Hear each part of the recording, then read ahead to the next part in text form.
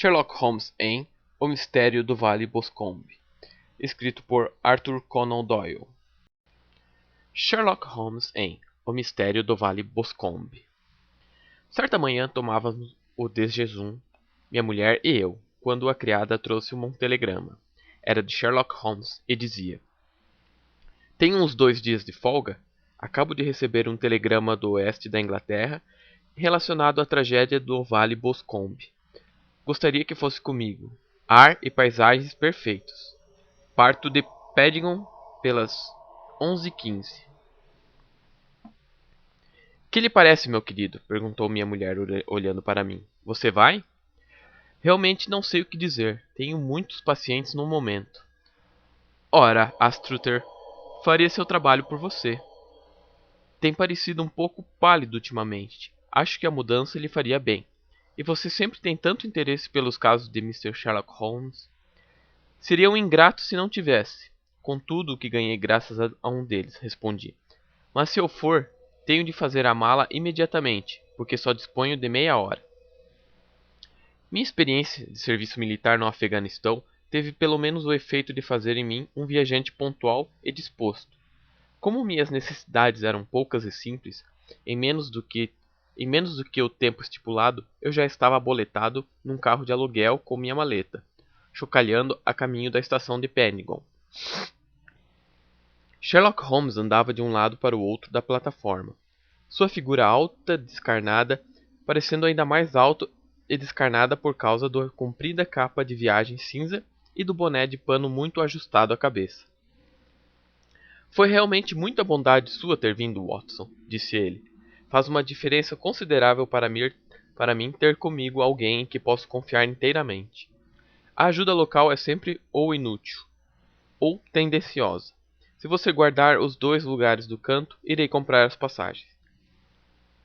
Tínhamos o vagão ao nosso dispor, exceto pela imensa pilha de jornais que Holmes trouxera consigo. Entre eles, meu amigo esquadrinhou e leu, com intervalos para anotação e meditação até deixarmos Reading para trás. Então amassou-os de repente numa enorme bola e jogou-os no porta-bagagem. Leu alguma coisa sobre o caso? Perguntou. Nem uma palavra. Há dias não abro um jornal. A imprensa de Londres não deu notícias muito detalhadas. Acabo de passar os olhos em todos os jornais recentes para me assenhorar dos pormenores. Pelo que pude concluir, parece ser um desses casos simples que são extremamente difíceis. Isso soa um pouco paradoxal, mas é profundamente verdadeiro. A singularidade é quase invariavelmente uma pista. Quanto menos característica tem um crime, quanto mais lugar comum ele é, mais difícil se torna elucidá-lo. Nesse caso, porém, foi levantada uma suspeita muito séria contra o filho do homem assassinado. Trata-se então de um assassinato? Bem, é o que se supõe. Não julgarei nada líquido e certo enquanto não tiver oportunidade de examinar o assunto pessoalmente. Vou-lhe explicar em que pé está a situação, até onde pude compreendê-la em muito poucas palavras. O Vale Boscombe é um distrito rural não muito distante de Ross, em Herefordshire. O maior proprietário de terras naquelas bandas é um certo Mr. John Turner, que fez fortuna na Austrália e retornou à pátria alguns anos atrás. Uma das fazendas de sua propriedade, a de Hatley, foi arrendada a Mr. Charles McCarthy, que também andou pela Austrália. Como os 2 homens haviam se conhecido nas colônias, foi natural que, ao se estabelecerem, o fizesse tão perto um do outro quanto possível. Sendo Turner manifestamente o mais rico, McCarthy tornou-se seu arrendatário. Mas isso, ao que parece, não os impediu de se manterem em termos de perfeita igualdade, estando frequentemente juntos. McCarthy tinha um filho, um rapaz de 18 anos, e Turner apenas uma filha da mesma idade. Mas os 2 eram viúvos. Parece que evitavam o convívio com as famílias inglesas das vizinhanças e levavam uma vida isolada. Embora os 2 McCarthy gostassem de esporte e fossem vistos muitas vezes nas corridas de cavalo da região. McCarthy tinha 2 empregados, um homem e uma moça. Turner tinha uma criadagem considerável, pelo menos meia dúzia. Só conseguia apurar isso sobre as famílias. Agora vamos aos fatos. No dia 3 de junho, isto é, segunda-feira passada, McCarthy deixou sua casa em Hatley, por volta das 3 da tarde, e caminhou até a Lagoa Boscombe. um laguinho formado pelo espraiamento do riacho que corre pelo Vale Boscombe. De manhã, ele fora a Ross com seu empregado e dissera ao homem que precisava se apressar, porque tinha um encontro importante marcado para as 3 horas. Não voltou com vida desse encontro. Da sede da fazenda Hartley à Lagoa Boscombe são uns 400 metros, e 2 pessoas o viram passar. Uma foi uma velha, cujo nome não é mencionado, a outra foi William Crowder, que trabalha como guarda-caça para Mr. Turner. Essas 2 testemunhas declaram que Mr. McCarthy caminhava sozinho. O guarda-caça acrescenta que poucos minutos depois de Mr. McCarthy passar, viu o filho dele, Mr. James McCarthy, seguindo pelo mesmo caminho com uma espingarda debaixo do braço. Pelo que o guarda acredita, o pai de fato ainda estava à vista nesse instante e o filho o seguia. Ele não pensou mais no assunto até à noite, quando ouviu falar da tragédia que ocorrera. Os 2 McCarthy foram vistos depois do instante em que William Crowder, o guarda-caça, os perdeu de vista. A Lagoa Boscombe é cercada por matas densas e tem apenas uma orla de capim e juncos à sua volta. Uma menina de 14 anos, Patience Moore, filha do caseiro da propriedade do Vale Boscombe, estava numa das matas colhendo flores. Ela declara que dali viu, na orla da floresta e bem perto da lagoa, Mr. McCarthy e seu filho, e que eles pareciam estar tendo uma discussão violenta. Ela ouviu Mr. McCarthy usar uma linguagem muito forte com o filho, e viu o rapaz levantar a mão como se fosse bater no pai. Ficou tão atemorizada com a violência deles que saiu correndo, e ao chegar em casa contou à mãe que deixara os 2 McCarthy brigando junto da Lagoa Boscombe, e temia que se atracassem. Mal ela dissera isso, o jovem McCarthy chegou correndo à casa para dizer que encontrara o pai morto, na floresta, e pedir ajuda ao caseiro, sem chapéu e sem a espingarda, e notou-se que tinha manchas de sangue fresco na mão e na manga direita. Acompanharam-no e encontraram o cadáver estendido na relva junto à lagoa. A cabeça havia sido golpeada várias vezes com uma arma pesada e rombuda. Os ferimentos eram tais que poderiam ter sido causados pela coronha de espingarda do filho, que foi encontrada sobre a relva a poucos passos do corpo. Em face dessas circunstâncias, o rapaz foi preso imediatamente e, como o inquérito levado a cabo terça-feira resultou num veredicto de assassinato premeditado. Na quarta-feira ele foi apresentado aos juízes em Ross, que marcaram o caso para a sessão seguinte do Tribunal Superior. Estes são os principais fatos, tal como se apresentaram ao investigador e ao tribunal policial. Eu teria dificuldade em imaginar um caso mais flagrante, comentei. Se alguma vez provas circunstanciais denunciaram um criminoso, foi aqui. Provas circunstanciais são muito traiçoeiras, contestou Holmes pensativo. Podem parecer apontar muito diretamente para uma coisa, mas se você desloca um pouquinho seu ponto de vista, pode descobrir que apontam de maneira igualmente indubitável para outra inteiramente diferente. De todo modo, devo confessar que o caso parece comprometer o rapaz de maneira gravíssima, e é muito provável que ele seja realmente o culpado. Há várias pessoas na vizinhança, porém, e entre elas está Miss Turner, filha do proprietário de terras vizinho, que acreditam na sua inocência, e contrataram Lestrade, de quem você talvez se lembre em conexão com um estudo em vermelho, para investigar a questão no interesse dele. Lestrade, vendo um tanto confuso, encaminhou meu caso, razão por que 2 cavalheiros de meia idade estão voando para o oeste a 80 km por hora em vez de digerir sossegadamente seu desjejum num recesso do lar. Temo que os fatos sejam tão óbvios, observei, que o caso não vai contribuir muito para seu bom nome. Nada é mais enganoso que o fato óbvio, respondeu ele, rindo. Além disso, pode ser que topemos com outros fatos óbvios que talvez não tenham parecido óbvios em absoluto para Mr. Lestrade. Você me conhece bem demais para pensar que estou sendo fanfarrão quando digo que vou confirmar ou destruir a teoria dele por meios que ele é totalmente incapaz de empregar, ou mesmo de entender. Para tomar o primeiro exemplo à mão, percebo claramente que a janela do seu quarto fica do lado direito, mas duvido que Mr. Lestrade tivesse notado, mesmo com uma obviedade tão grande quanto esta. Mas como diabos? Meu caro, eu o conheço bem. Conheço o asseio militar que o caracteriza. Você faz a barba todas as manhãs e nessa estação do ano o faz à luz do sol. Mas como noto que sua barba vai ficando cada vez menos bem feita à medida que meus olhos recuam para o lado esquerdo, até se tornar positivamente desleixada depois do ângulo do queixo, fica certamente muito claro que esse lado é menos iluminado que o outro. Não poderia conceber um homem com seus hábitos olhando-se sob uma luz igual e ficando satisfeito com um resultado desse. Cito isto apenas como um exemplo trivial de observação e inferência. Esse é o meu métier, e é possível que isso possa ser de alguma valia na investigação que temos pela frente. Um ou dois pequenos detalhes que a investigação trouxe à baila merecem consideração. Quais são?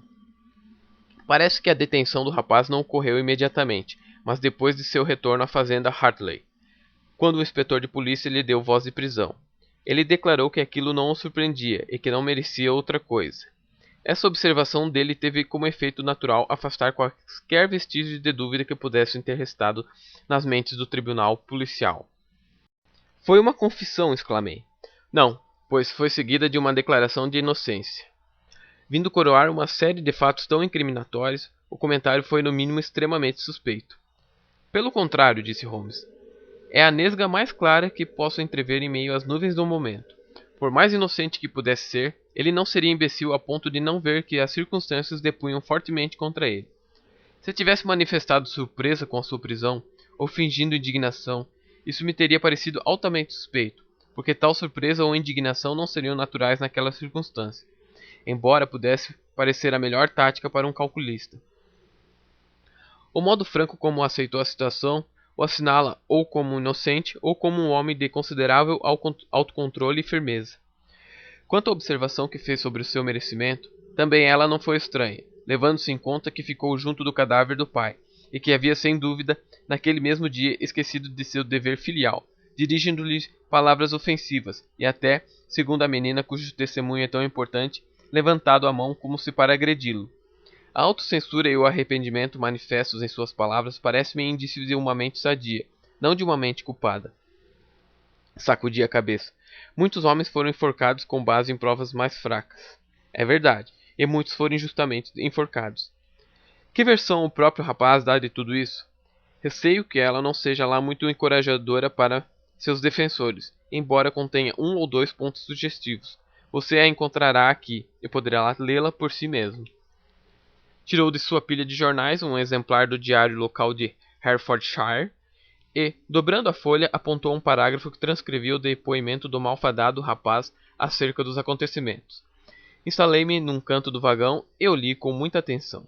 Dizia: Mr. James McCarthy, filho único do falecido, foi então chamado e prestou as seguintes declarações.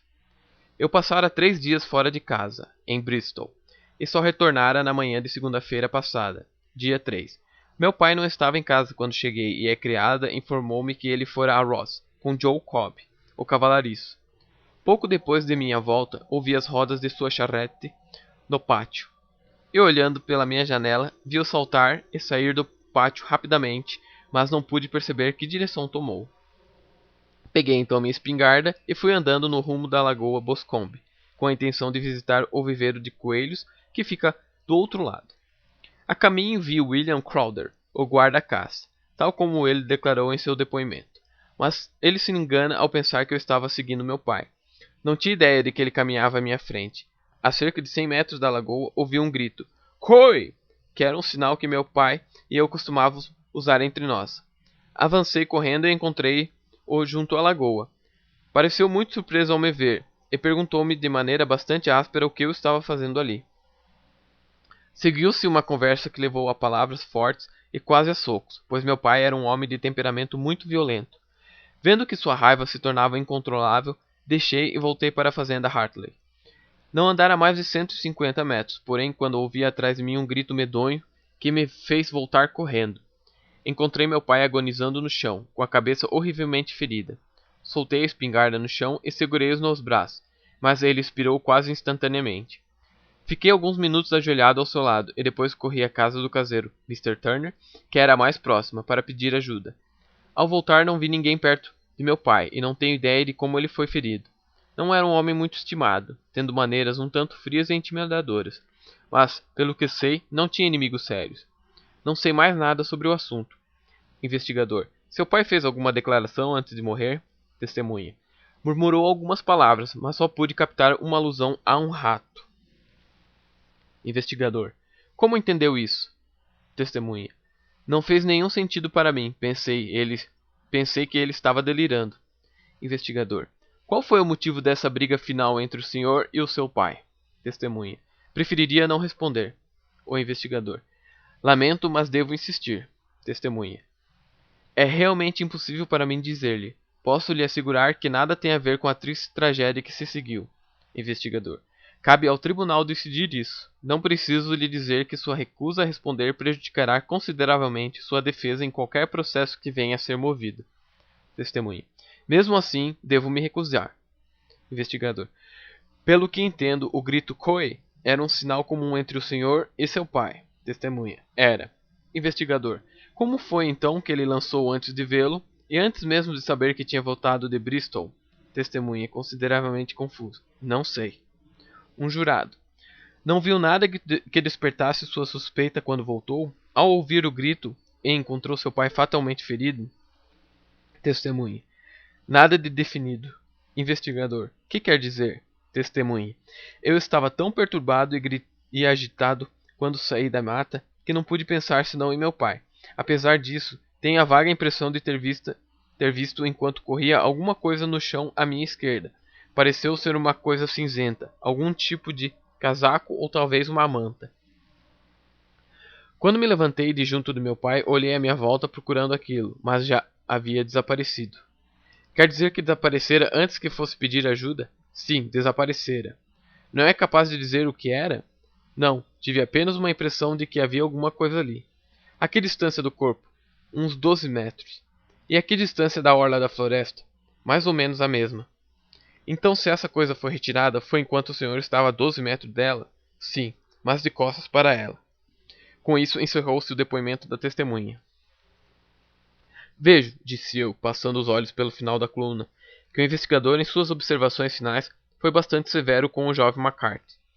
Ele ressalta, e com razão, a incongruência de o pai tê-lo chamado antes de vê-lo, sua recusa a fornecer detalhes de sua conversa com o pai, bem como o singular relato que faz das últimas palavras do pai moribundo.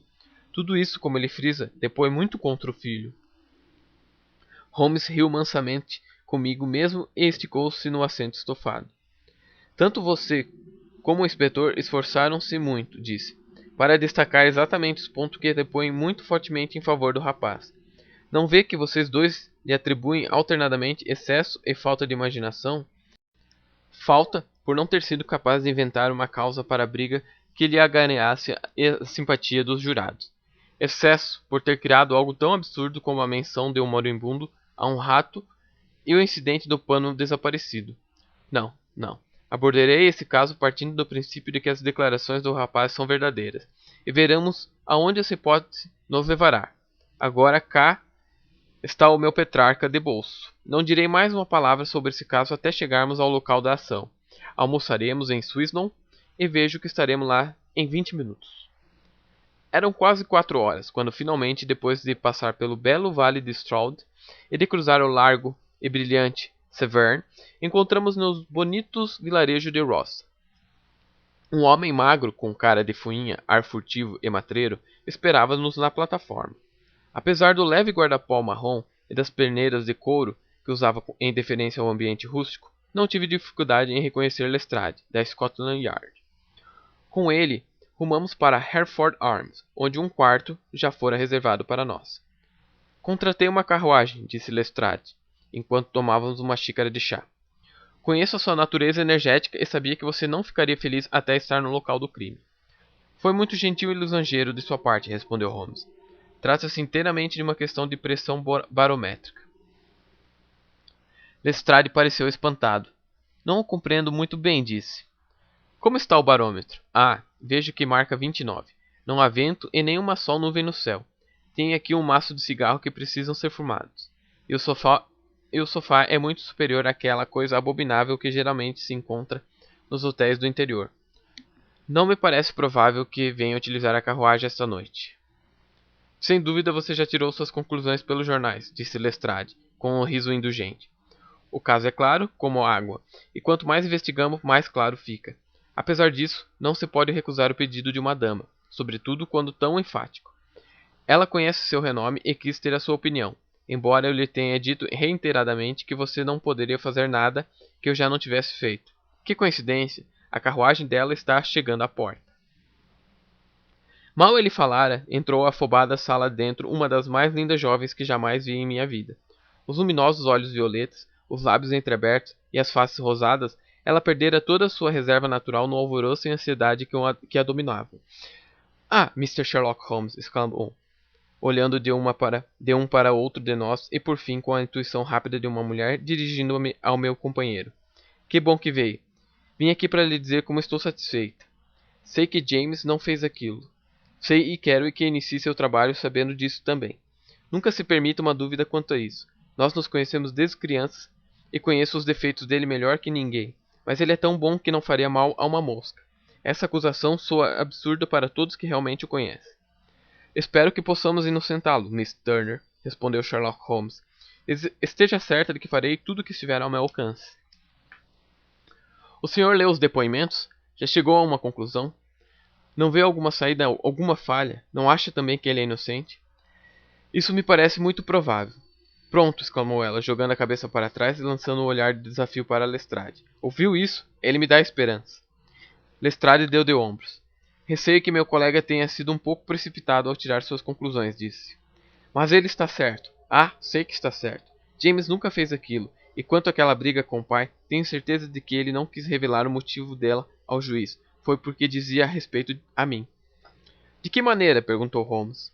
Nessa altura não devo ocultar coisa alguma. James e seu pai tinham muitas discordâncias a meu respeito. Mr. McCarthy queria muito que nos casássemos. James e eu sempre nos amamos como irmãos, mas ele é jovem, é claro, ainda não aproveitou muito a vida bem, naturalmente ainda não quis assumir um compromisso como esse. Por isso havia brigas e essa, tenho certeza, foi uma delas. E seu pai? Perguntou Holmes. Era a favor dessa união? Não, ele também era contra. Só Mr. McCarthy era a favor. Um rápido rubor tingiu-lhe a face fresca e jovem quando Holmes lançou-lhe um dos seus olhares argutos e indagadores. Obrigado pela informação, disse ele. Eu poderia conversar com seu pai se fosse vê-lo amanhã? Receio que o médico não permita. O médico? Ah, não sabe. Meu pobre pai não goza de boa saúde há anos, mas isso agora o derrubou completamente. Está de cama e Dr. Willows diz que está muito mal, que o seu sistema nervoso está em frangalhos. Mr. McCarthy era o único conhecido ainda vivo de meu pai dos velhos tempos em Vitória. Ah, em Vitória, isso é importante. Sim, nas minas. Naturalmente, nas minas de ouro, onde, pelo que entendi, Mr. Turner fez sua fortuna. Isso mesmo. Obrigado, Miss Turner. Ajudou-me consideravelmente. O senhor me dirá se tiver novidades amanhã? Sem dúvida irá ver James na prisão. Ah, se for, diga-lhe que sei que é inocente. Direi, Mr. Turner. Agora preciso voltar para casa, porque papai está muito mal e sente falta de mim quando o deixo. Até logo, e que Deus o ajude em sua empreitada. Saiu da sala correndo tão impulsivamente quanto entrara, e ouvimos o estrépito das rodas de sua carruagem pela rua. Deixou-me envergonhado, Holmes, disse Lestrade com dignidade após alguns minutos de silêncio. Por que desperta esperanças que terá de desapontar? Não tenho o coração muito mole, mas chamo isso de crueldade. Creio que sei como inocentar Mr. James McCarthy, disse Holmes. Tem autorização para vê-lo na cadeia? Tenho, mas só para nós dois. Então vou reconsiderar minha decisão quanto a sair. Ainda temos tempo para tomar um trem para Hereford e vê-lo essa noite? De sobra. Então vamos. Watson, temo que elas lhe pareçam longas, mas passarei apenas algumas horas fora.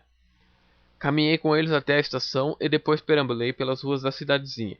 Por fim, voltei ao hotel. Deitei-me no sofá e procurei interessar-me por um romance da capa amarela. A fraca trama da história, porém, era tão desenxabida, se comparada ao mistério profundo em meio ao qual tateávamos, e minha atenção se desviava tantas vezes da ação para o fato, que acabei jogando o livro do outro lado do quarto e entreguei-me por completo a um exame dos acontecimentos do dia. Supondo-se que aquela história daquele infeliz rapaz fosse absolutamente verdadeira, que coisa diabólica, que calamidade absolutamente imprevista e extraordinária poderia ter ocorrido entre o momento em que ele se deparou do pai e aquele que, atraído de volta por seus gritos, correu para a clareira? Foi algo de terrível e mortal. O que poderia ter sido? Não poderia a natureza dos ferimentos revelar alguma coisa dos meus instintos médicos? Toquei a campainha e pedi o semanário do condado, que reproduzia literalmente os autos do inquérito. O depoimento do cirurgião dizia que um terço posterior do osso parietal esquerdo e a metade esquerda do osso occipital haviam sido esmagados pelo golpe pesado de uma arma sem corte. Localizei o ponto em minha mente. Era claro que um golpe como esse só poderia ter sido desfechado, isto é, até certo ponto favorável ao acusado, pois ele fora visto discutindo frente a frente com o pai. Mesmo assim, não valia muito, pois o pai poderia ter lhe dado as costas antes de ser atingido. De todo modo, valeria a pena chamar a atenção de Holmes para isso. Havia também a estranha referência do moribundo a um rato. Que podia aquilo significar? Não podia ser um delírio. Um homem que está morrendo em consequência de uma pancada súbita não costuma delirar. Não era mais provável que estivesse tentando explicar o que lhe acontecera? Mas que poderia aquilo significar? Dei tratos à bola, tentando encontrar alguma explicação possível. Depois havia ainda o incidente do pano cinzento visto pelo jovem McCarthy. Se aquilo era verdade, o assassino devia ter deixado uma peça de roupa cair na fuga, presumivelmente o sobretudo, e tivera a audácia de voltar para apanhá-la, no instante que o filho estava ajoelhado de costas para ele a menos de 12 passos de distância. Que emaranhado de mistérios e improbabilidades era aquela coisa toda! A opinião de Lestrade não me surpreendia, mas eu tinha tamanha fé na argúcia de Sherlock Holmes que não podia perder as esperanças. Tanto mais que cada fato novo parecia reforçar sua convicção da inocência do jovem McCarthy. Sherlock Holmes voltou tarde. Viera sozinho porque Lestrade estava hospedado na cidade. O barômetro continua muito alto, observou ele ao se entrar. É importante que não chova antes de podermos ir ao local. Por outro lado, um sujeito precisa estar nas melhores condições físicas e mentais para um belo trabalho como este. E não quis empreendê-lo assim esfaldado por uma longa viagem. Estive com o jovem McCarthy. E que ficou sabendo por ele? Absolutamente nada. Em certa altura inclinei-me a pensar que ele sabia quem praticou o crime e estava protegendo essa pessoa. Mas agora estou convencido de que está tão perplexo como todos os outros. Não é um jovem muito esperto, embora tenha um aspecto agradável e, pelo que me pareceu, bons sentimentos. Não posso lhe gabar o gosto, observei. Se é realmente verdade que reluta em se casar com uma jovem tão encantadora quanto Miss Turner. Ah, isso envolve uma história muito dolorosa. Esse rapaz está loucamente, alucinadamente apaixonado por ela. Mas há cerca de 2 anos, quando não era mais que um menino, e antes de realmente conhecê-la, pois ela passou 5 anos fora, no internato, o que fez o idiota se não cair nas garras de uma garçonete em Bristol e se casar com ela no cartório? Ninguém sabe nada sobre isso, mas você pode imaginar como devia ser enlouquecedor para ele ser repreendido por não fazer o que daria aos próprios olhos para fazer, mas sabia ser absolutamente impossível. Foi uma fúria desse tipo que o fez levantar a mão quando o pai, na última conversa que tiveram, insistiu em que pedisse a mão de Miss Turner. Por outro lado, ele não tinha nenhum meio para se sustentar, e seu pai, que todos dizem era um homem muito rígido, o teria abandonado por completo se soubesse da verdade. Foi com essa garçonete, sua mulher, que passou aqueles 3 dias em Bristol, sem que o pai soubesse onde estava. Registre isto, é importante. Mas o mal gerou o bem, porque a garçonete, ao saber pelos jornais que ele estava em sérias dificuldades e poderia ser enforcado, não quis mais saber dele e lhe escreveu para dizer que já tinha um marido nas docas das Bermudas, de modo que não há realmente nenhum vínculo entre eles. Tenho a impressão de que essa notícia consolou o jovem McCarthy de todo o seu sofrimento. Mas se ele é inocente, quem cometeu o crime? Ah, quem? Eu chamaria a sua atenção muito particularmente para 2 aspectos. O primeiro é que a vítima tinha um encontro marcado com alguém na lagoa, e que esse alguém não podia ser seu filho, pois este estava fora e ele não sabia quando voltaria. O segundo é que se ouviu a vítima gritar "Coe!" antes de que soubesse de volta do filho. Esses são os aspectos cruciais em que o caso se assenta. Agora falemos sobre George Meredith, por favor, e deixemos todas as questões menores para amanhã. Não choveu como Holmes previra, e a manhã despontou clara e sem nuvens. Às 9 horas a estrada chegou com a carruagem e partimos para a fazenda Hartley e a lagoa Boscombe. Há novidades graves esta manhã, comentou Lestrade. Disse que Miss Turner, do Solar, está desenganado. Um homem idoso, suponho, perguntou Holmes. Cerca de 60 anos, mas teve a saúde arruinada pela vida no estrangeiro e anda doente há algum tempo. Toda essa questão deve um efeito muito negativo sobre ele. Era um velho amigo de McCarthy. E posso acrescentar, seu benfeitor, pois soube que lhe arrendou a fazenda Hartley de graça. É mesmo? Isso é interessante, comentou Holmes. É verdade sim, e ajudou-o de centenas de outras maneiras. Todos aqui falam de bondade para com McCarthy.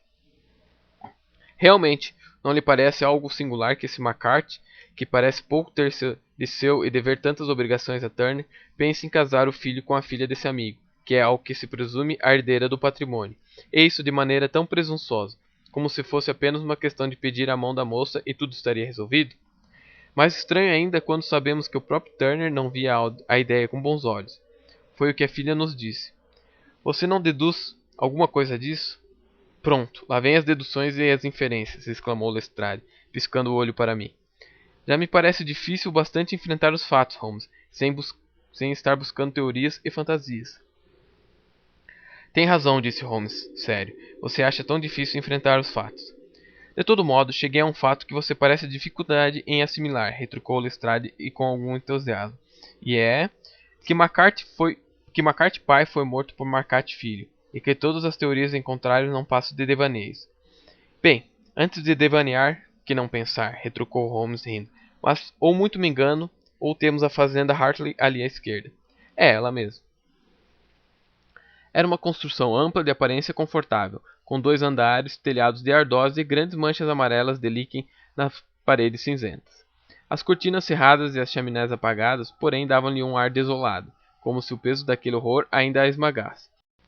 Batemos à porta, e a criada, a pedido de Holmes, mostrou-nos as botas que o patrão usava ao morrer, e também um par de botas do filho, embora não o que usava na ocasião. Depois de medi-las cuidadosamente, a partir de 7 ou 8 pontos diferentes, Holmes quis ser levado ao pátio, de onde todos somamos a trilha sinuosa que levava à Lagoa Boscombe. Sherlock Holmes se transformava-se quando farejava uma pista como essa. Quem só o conhecia, o tranquilo pensador e lógico de Baker Street, não o teria reconhecido. Seu rosto ficava mais corado e escuro. As sobrancelhas se retesavam, formando 2 linhas duras e negras, enquanto os olhos faiscavam sobre elas como uns brilhos de aço. O rosto pendia, os ombros arqueavam-se, os lábios comprimiam-se e as veias ressaltavam como cordéis de chicote em seu pescoço longo e vigoroso. As narinas pareciam dilatar-se numa ânsia puramente animal pela caça, e a mente concentrava-se de maneira tão absoluta na questão que tinha pela frente que ele não dava ouvidos a nenhuma pergunta ou observação, ou no máximo rosnava uma resposta breve e impaciente. Rápida e silenciosamente, ele avançou pela trilha que cortava os prados e atravessou a mata até a Lagoa Boscombe. Era um terreno úmido, pantanoso, como é todo aquele distrito, e havia muitas pegadas, tanto na trilha como pelo capim curto que a margeava de ambos os lados. Por vezes Holmes apertava o passo, por vezes estancava, e uma vez fez um pequeno desvio pelo prado. Lestrade e eu andávamos atrás dele. O detetive indiferente e desdenhoso, enquanto eu observava meu amigo com um interesse gerado pela convicção de que cada gesto seu tinha um objetivo definido. A Lagoa Boscombe, uma pequena lâmina d'água cercada de juncos, com uns 50 metros de um lado ao outro, situa-se no limite entre a fazenda Hartley e o parque privado do abastado Mr. Turner. Além das matas que o contornavam do lado mais distante, podíamos ver os pináculos vermelhos que sobressaíam, assinalando a residência do rico proprietário. No lado que dava para a fazenda Hartley, a mata era mais densa e havia uma faixa estreita de relva encharcada, de uns 20 passos de largura, entre a orla do bosque e os juncos que contornavam a lagoa. Lestrade mostrou-nos o lugar exato em que o corpo fora encontrado, e na verdade, o chão estava tão úmido que pude ver claramente os traços deixados pela queda da vítima ao ser golpeado. Para Holmes, como pude ver por seu rosto ansioso e os olhos perscrutadores, muitas outras coisas eram visíveis no capim pisoteado. Depois de andar em círculos como um cão que fareja, voltou-se para o meu companheiro. Para que você entrou na lagoa? Andei vasculhando o fundo com um ancinho. Achei que poderia haver alguma arma ou qualquer outro indício. Mas como diabos? Ora, não tenho tempo. Esse seu pé esquerdo torcido para dentro, como é, está por toda parte. Até uma topeira poderia identificá-lo, e ali ele desaparece entre os juncos. Ah, como teria sido simples se eu tivesse estado aqui antes de toda essa gente que andou por aqui como uma manada de búfalos, pisoteando tudo. Foi por aqui que veio o grupo com o caseiro. Cobriram todas as pegadas por uns 2 metros em volta do corpo. Mas cá estão, 3 marcas separadas nos mesmos pés. Tirou uma lupa do bolso e deitou-se sobre sua capa de chuva para ver melhor, falando o tempo todo, pois consigo mesmo do que conosco. Estas são do jovem McCarthy. 2 vezes ele estava andando e uma correndo depressa, de modo que as solas estão profundamente marcadas e mal se veem os calcanhares. Isso confirma a história que contou. Correu quando viu o pai caído no chão. Além disso, aqui estão as pegadas que o pai deixou quando andava de um lado para o outro. Mas que é isto aqui? É a ponta da coronha da espingarda, enquanto o filho ficou parado ouvindo. E isto... que temos aqui? Pontas de pés. Pontas de pés. E além do mais quadradas, botas pouco comuns. Elas vêm novamente. É claro, para pegar a manta. Mas de onde vieram? Correu para cima e para baixo, e às vezes encontrando, às vezes perdendo a pista. Até que havíamos entrado bastante mata dentro e estávamos sob a sombra de uma grande faia, a maior árvore das redondezas. Holmes avançou até o lado mais distante dela e deitou-se mais uma vez de cara para o chão, com um gritinho de satisfação. Ficou um bom tempo ali, remexendo em folhas e gravetos secos, recolhendo num envelope o que me pareceu ser terra e examinando com sua lupa não só o chão como a casca da árvore até a altura que pôde alcançar. Uma pedra pontiaguda no meio do musgo. Também foi cuidadosamente examinada e guardada. Depois ele seguiu uma trilha pela mata até chegar à estrada, onde todos os rastros desapareciam. Foi um caso de considerável interesse, observou, voltando às suas maneiras de sempre.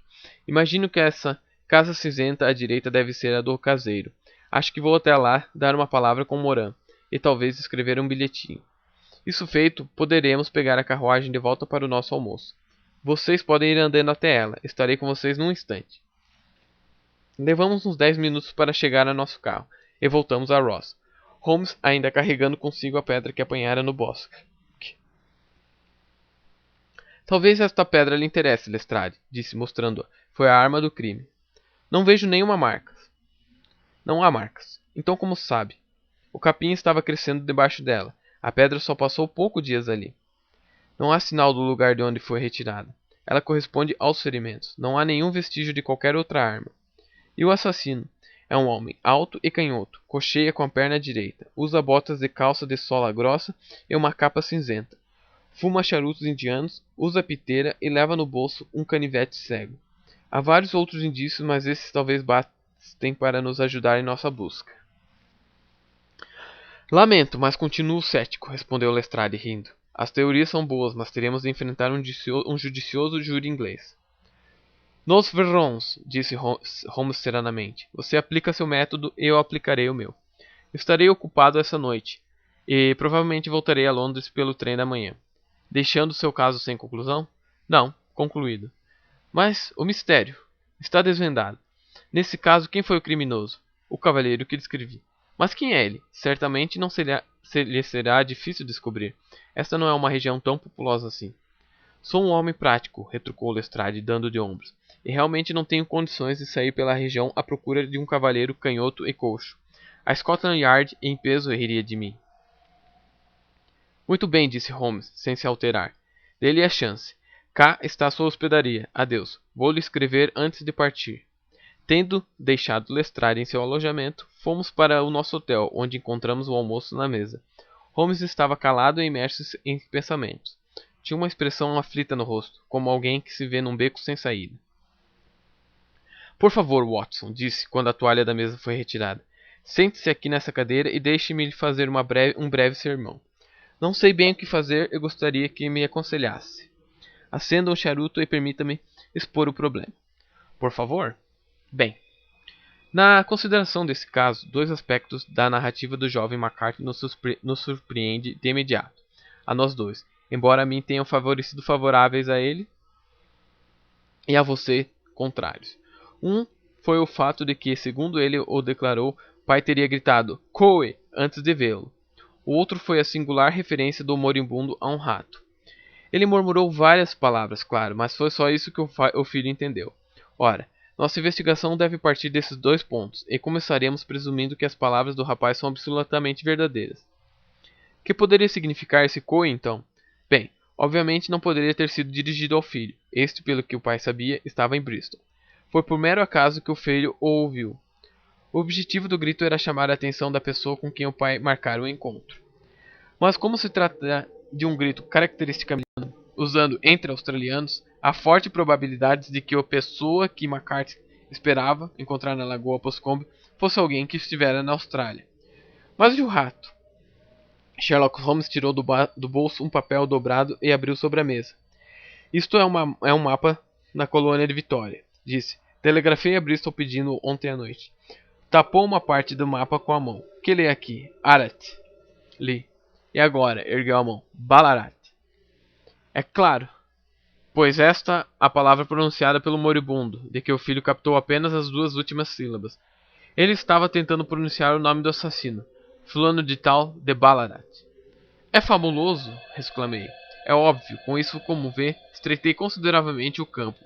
A posse de uma roupa cinzenta era um terceiro ponto que, a se admitir a correção das palavras do filho, constitua uma certeza. Saímos agora de mera imprecisão para a ideia de precisa de um australiano de Ballarat com uma capa cinzenta. Sem dúvida.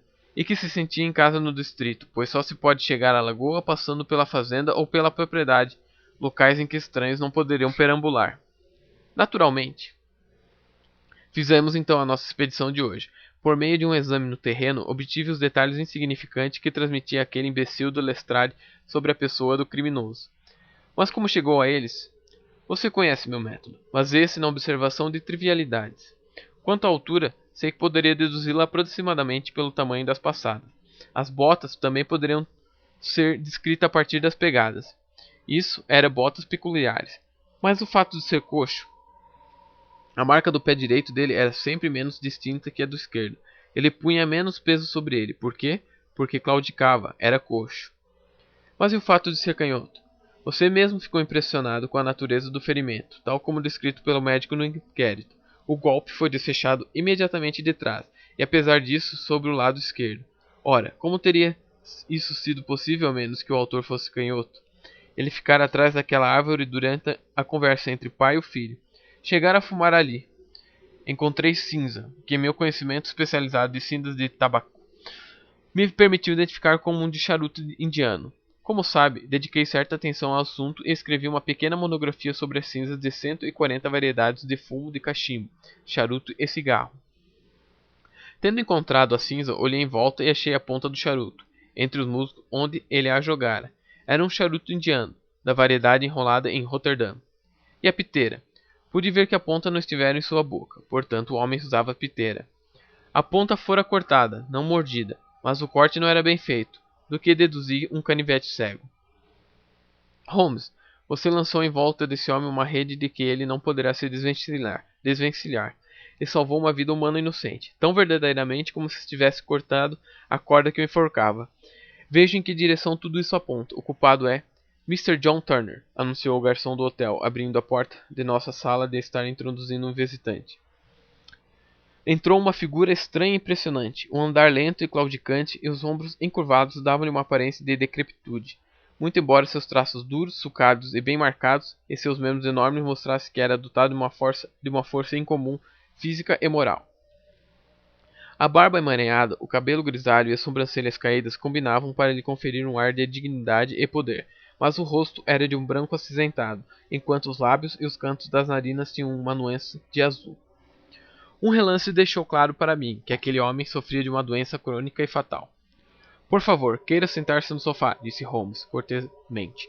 Recebeu meu bilhete? Recebi. O caseiro o levou para mim. O senhor disse que desejava me ver aqui para evitar escândalo. Pensei que haveria mexerico se eu fosse ao solar. E por que quis me ver? Lançou um olhar sobre o meu companheiro. Havia desespero nos seus olhos cansados, como se aquela pergunta já tivesse sido respondida. É, disse Holmes, respondendo mais ao olhar do que às palavras. É isso, sei tudo sobre McCarthy. Valha-me Deus, exclamou o velho, escondendo o rosto nas mãos. Mas eu não teria deixado que o rapaz fosse prejudicado. Dou-lhe minha palavra que teria me pronunciado se condenasse no Tribunal Superior. Fico feliz por ouvi-lo dizer isso, respondeu gravemente. Teria falado agora mesmo, não fosse pela minha querida menina. Ela ficaria consternada. Ficará quando souber que fui preso. Talvez isso não ocorra, disse Holmes. Que? Não sou agente da polícia. Pelo que sei, foi sua filha que solicitou minha presença aqui. É no interesse dela que estou agindo. Mas o jovem McCarthy deve ser solto.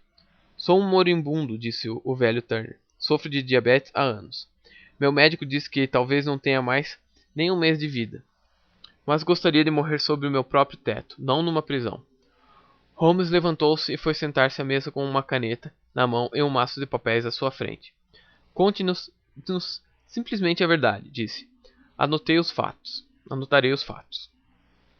O senhor assinará e Watson servirá de testemunha. Assim, em último caso, poderei apresentar a sua confissão para salvar o jovem McCarthy. Prometo-lhe só usá-la se absolutamente necessário. Está bem, disse o velho. Como não é certo que viverei até o julgamento, isso tem pouca importância para mim. Mas gostaria de poupar Alice desse choque. E agora vou lhe explicar tudo. As coisas levaram muito tempo para acontecer, mas não precisarei de muito para contá-las. O senhor não conheceu o morto McCarthy. Era o demônio encarnado, eu lhe garanto. Deus o livre das garras de um homem assim. Estive nas suas garras nos últimos 20 anos e ele arruinou a minha vida. Vou lhe contar primeiro como me vi à sua mercê. Foi no início da década de 1860, nas Minas. Na época, eu era um rapaz de sangue quente, afoito, disposto a tudo. Misturei-me às más companhias. Dei-me para beber, não tive sorte com minha concessão, embrenhei-me pelo mato e, numa palavra, transformei-me no que me chamam de salteador. Éramos 6.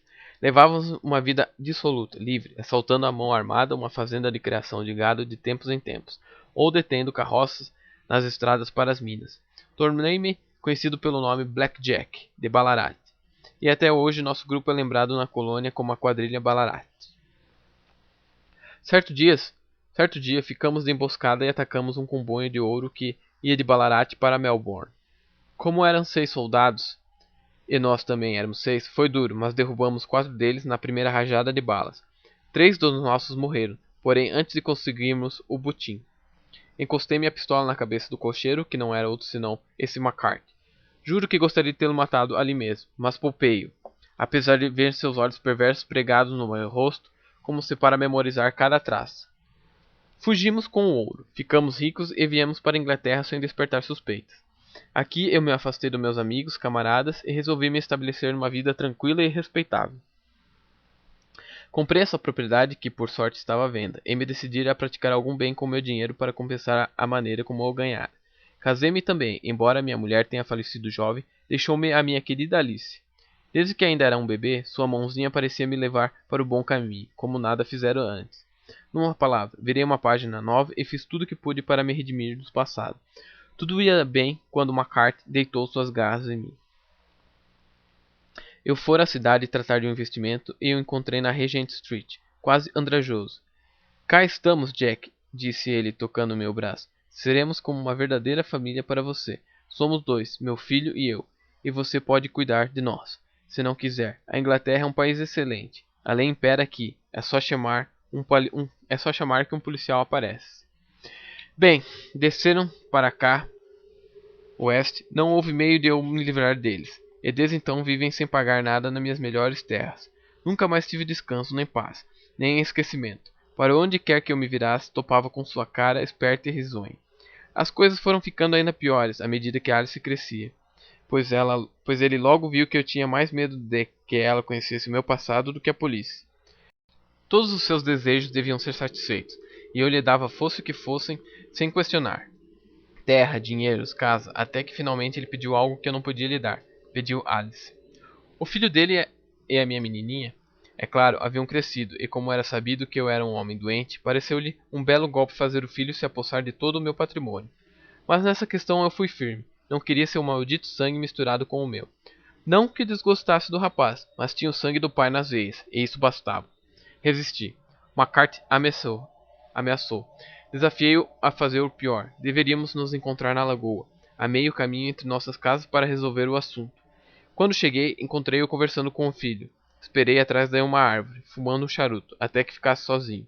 Mas enquanto ouvia a conversa, tudo que havia de negro e amargo em mim pareceu se exacerbar. Ele instava o filho a se casar com a minha filha, com tão pouco respeito pelo que ela poderia pensar como se fosse uma rameira da rua. A ideia de que ela, o que eu tinha de mais caro, estivesse à mercê de um homem daqueles, deixou-me enlouquecido. Não poderia eu romper o laço? Já era um homem doente e desenganado. Embora ainda lúcido e com bastante força nos braços, sabia que meu próprio destino estava selado.